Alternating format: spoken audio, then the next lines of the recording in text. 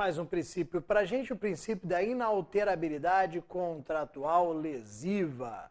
Vejam que eu não posso realizar alterações contratuais que venham a lesar o meu empregado, porque o princípio da inalterabilidade contratual lesiva, que consta no artigo 468 da CLT, que é a nossa base aqui. Então, eu não tenho possibilidade de alterar o contrato de trabalho se dessa alteração tivermos lesão a direito dos trabalhadores. Ou seja, se essa alteração gerar perda de direitos, gerar ali piora nas condições de trabalho. Essa daqui é uma primeira regra. Alterar contrato de trabalho só para melhor. Alterar contrato de trabalho só se for para aumentar a proteção conferida ao empregado. Para pior, não. Aí vem a pergunta, tá, mas se o empregado concordar, pode? Nós vamos ver que não, porque como já foi visto no princípio da irrenunciabilidade, ele não pode abrir mão da proteção que lhe foi conferida. Então, primeira ideia, vamos pegar o artigo 468 da CLT e vamos aprender a distinguir, com base nele, o que nós chamamos de alteração do contrato de trabalho e de jus variandi do empregador. Vejam, ó, uma coisa é nós realizarmos alterações no contrato de trabalho, outra coisa é o empregador se valer do jus variandi dele. Esse jus variandi, ele geralmente é chamado, considerado como pequenas alterações no contrato de trabalho que podem ser impostas pelo empregador. Então, que podem ser impostas pelo empregador. Quando nós falamos em jus variandi, em direito de variar do empregador, em direito de modificar, estamos falando que ele, empregador, pode impor essas pequenas alterações no contrato de trabalho. Porque essas pequenas alterações do contrato de trabalho que podem ser impostas pelo empregador, na verdade, seriam reflexos do poder de organização e reorganização que são inerentes a ele, empregador. Eu, empregador, possuo meus poderes de organização e reorganização. Eu posso criar normas internas, eu posso modificá-las, eu posso reorganizá-las.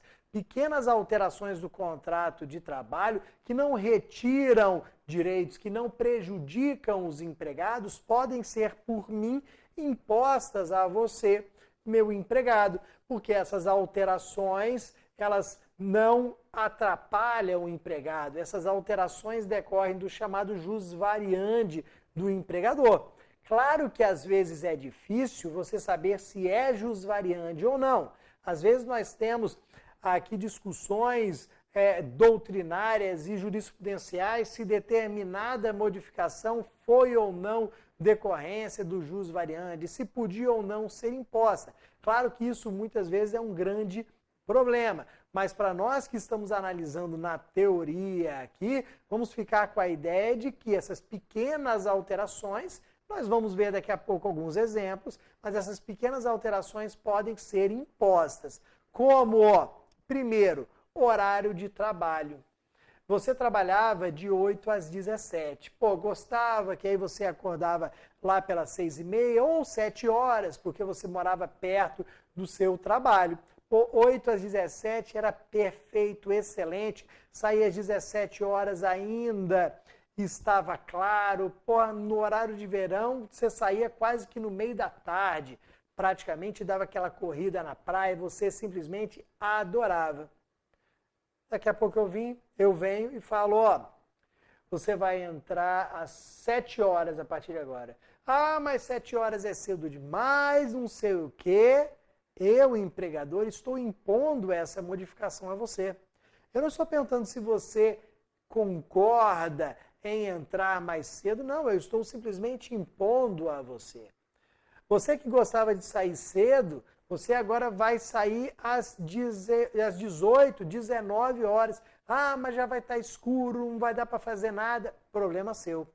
Essas pequenas alterações, dentre elas a de horário, elas podem ser impostas pelo empregador. Pô, imagina o empregador não poder nem modificar o horário de trabalho do empregado. Aí seria demais. Então essas modificações podem ser realizadas. São jus variandi do empregador. Quando a alteração se mostra maior, que pode lesar direito e interesse dos empregados, nós começamos a falar em alteração contratual. E aí, para que essa alteração contratual possa ser efetivada, nós precisamos preencher dois requisitos. Quando eu tenho efetivamente uma alteração contratual, ela, para ser lícita, para ser válida, ela precisa preencher esses dois requisitos aqui. Primeiro, consentimento do empregado. Vejam que a alteração do contrato de trabalho não pode ser imposta como nas hipóteses de jus variandi. Quando eu falo de alteração do contrato de trabalho, eu estou falando numa situação que pode gerar danos, então eu tenho que perguntar ao meu empregado se ele concorda ou não. Como, por exemplo, contratei você para trabalhar em São Paulo. Pô, você mora em São Paulo, sua família em São Paulo, todo mundo em São Paulo. Daqui a pouco eu falo, ó, Joana, preciso de você lá em Porto Alegre. Vejam que eu, regra geral, não posso impor essa modificação. Eu não posso falar, você vai para Porto Alegre, você vai trabalhar na filial de Porto Alegre. Não. Como é uma alteração, eu preciso de consentimento. Então, Joana, você quer trabalhar em Porto Alegre? Se ela falar não, eu vou ter que procurar outro empregado. Se ela disser sim, nós passamos para uma outra situação, para um outro requisito. Mas primeiro nós vamos buscar o consentimento desse empregado, a concordância dele. Concordou, consentiu, agora eu tenho que analisar se aquela modificação está gerando ou não prejuízo. Se ela estiver gerando prejuízo, esquece a alteração porque ela não pode ser imposta. Mesmo que o empregado consinta, concorde, a alteração não pode gerar prejuízo. Tanto que o artigo 468 da CLT fala que o requisito é a ausência de prejuízo. Gerou prejuízo, já era, esqueça, você não pode realizar aquela alteração. Geralmente nós falamos em prejuízo, pensamos em prejuízo financeiro, em questão econômica, mas não necessariamente. Pode ser que uma alteração não acarrete um prejuízo financeiro, mas traga um prejuízo moral. É prejuízo da mesma forma, logo não há que se falar naquela alteração lícita, ela não poderá ser implementada. Então, para que a alteração seja válida, precisamos preencher cumulativamente esses dois requisitos. Tem que ter concordância, tem que ter consentimento e não pode haver prejuízo. O que nós vamos fazer agora? Vamos aqui analisar algumas situações. Trouxe aqui 5 hipóteses para a gente analisar se realmente é alteração do contrato de trabalho, se eu tenho aqui jus variandi. A primeira hipótese que eu trouxe para vocês aqui é a modificação do horário de trabalho. Ó, modificação do horário de trabalho, galera, como eu falei para vocês, é jus variandi. Modificação de horário de trabalho é jus variandi. Ah, você vai entrar mais cedo, vai sair mais tarde, galera, isso daqui pode ser imposto. Só cuidado, galera, quando a modificação do horário de trabalho acarretar a alteração de turno. Como assim turno? Turno diurno e turno noturno. Aí nós temos que tomar cuidado. Porque, vejam, pode ser que eu faça uma pequena alteração no seu horário de trabalho do tipo vai sair mais cedo, vai chegar mais tarde e vice-versa.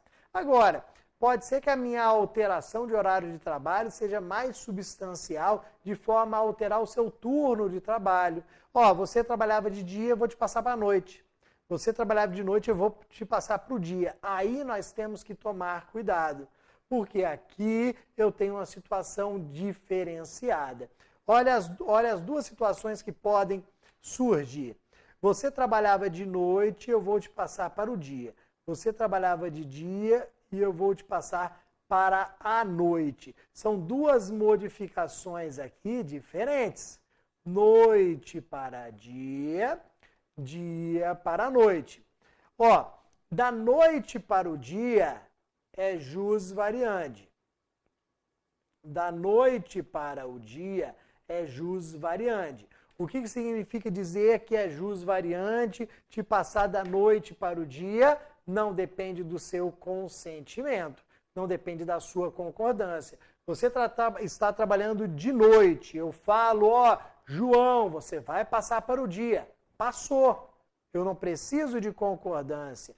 Por quê, meus amigos? Porque essa modificação presumidamente não gera prejuízo a você.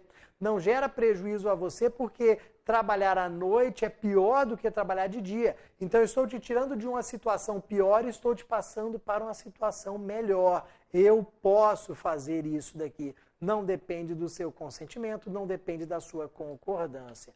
Agora, do dia para a noite, aí sim é a alteração do contrato de trabalho.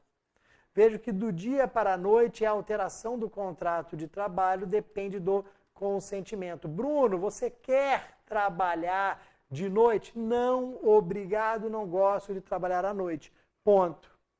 Joana, você quer trabalhar de noite? Quero, aceito, beleza.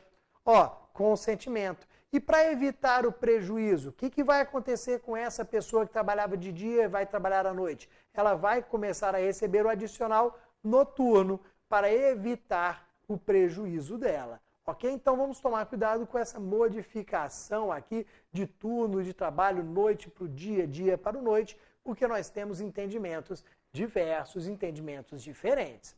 Segunda situação que eu trouxe aqui para vocês é o rebaixamento de função.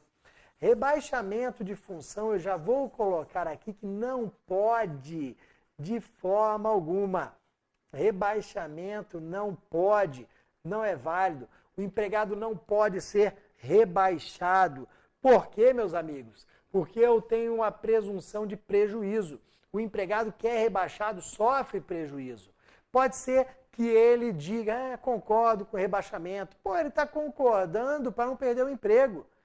Se eu rebaixo, eu tenho presunção de prejuízo. Porque provavelmente ao rebaixar de cargo, ao rebaixar de função, eu vou reduzir o salário dele também. E aí o prejuízo na cara? Ah, não, mas eu vou rebaixar sem reduzir o salário. Tem prejuízo da mesma forma. Como eu falei para vocês, o prejuízo não é só financeiro, não. Pode ser um prejuízo moral. Então, esse camarada que está sendo rebaixado, ele tem prejuízo ou financeiro ou moral. Então, já barramos a alteração. A alteração não pode ocorrer, rebaixamento não é possível. Agora, rebaixamento não é possível, mas é possível sim a chamada reversão. A reversão, ela é possível de acordo com o próprio artigo 468 da CLT e a súmula 372 do TST. O que é a reversão? Qual que é a diferença para o rebaixamento? Na reversão é o seguinte, eu passo a ocupar um cargo de confiança e depois volto para o cargo que eu ocupava anteriormente. Esse retorno ao cargo que eu ocupava anteriormente é a reversão. Então, eu subi para um cargo de confiança, ocupei um cargo de confiança e depois voltarei, retornarei ao cargo anteriormente ocupado. Esse meu retorno ao cargo anteriormente ocupado não é rebaixamento, isso é reversão.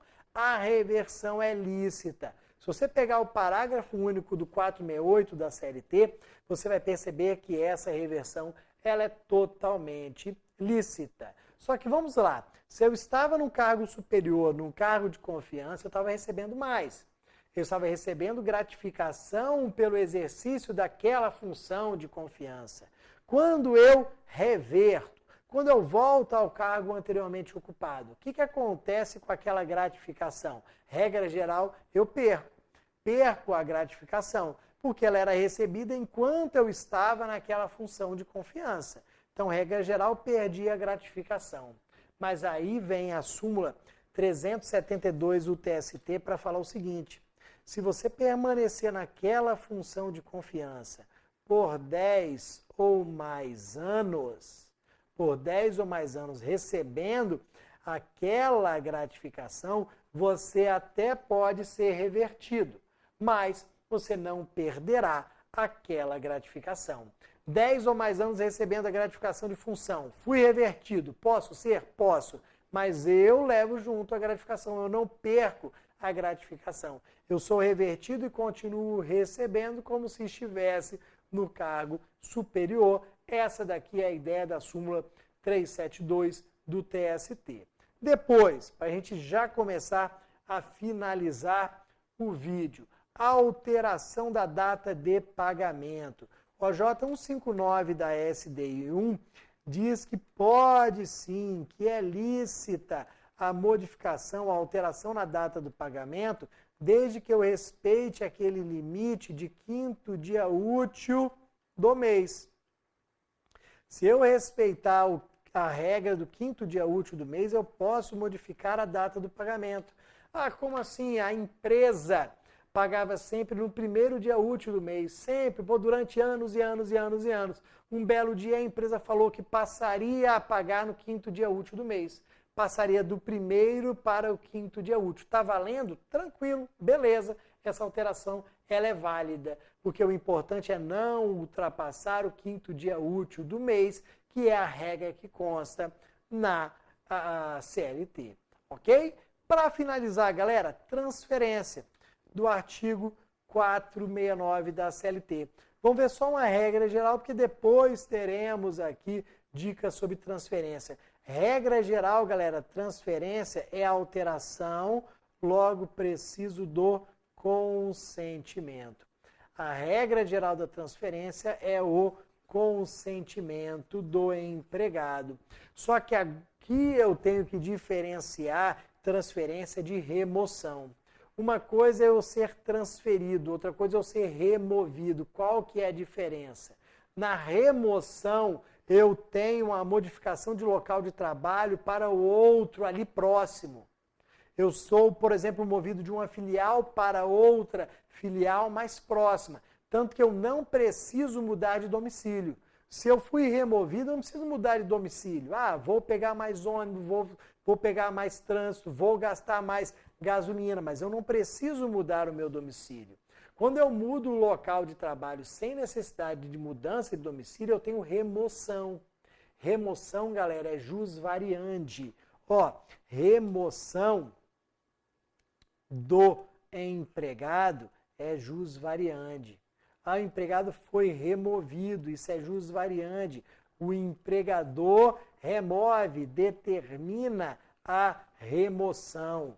Agora, meus amigos, se eu te mando para um lugar mais longe, que você tem que modificar aqui o domicílio, se você tiver que modificar o domicílio, tiver que morar em outro local, aí sim estamos falando de transferência. Aí sim preciso do consentimento. Então, quando eu não mudo de domicílio, eu tenho simples remoção, como se eu mudasse de uma filial para outra. Remoção é jus variandi. Se eu tiver que modificar o domicílio porque eu te mandei para um lugar mais longe mesmo, aí é alteração contratual, aí eu preciso de consentimento do empregado. Ok, meus amigos? Já voltamos. Tchau, tchau.